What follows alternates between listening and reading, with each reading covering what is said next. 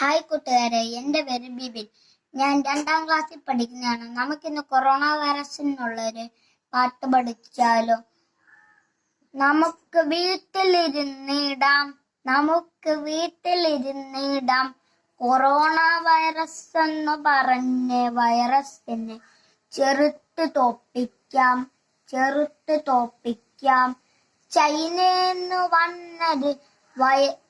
ചൈനയിൽ വന്ന COVID-19 ചെറുത്ത് തോപ്പിക്കാം. പോലീസ് മാമന്മാര് പറയുന്നത് നമുക്ക് അനുസരിക്കാം.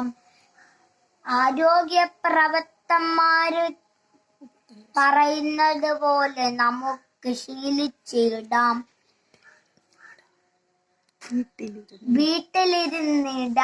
നമുക്ക് വീട്ടിലിരുന്നിടാം കൊറോണ എന്നുള്ളൊരു മഹാമാരിനെ ചെറുത്ത് തോപ്പിക്കാം.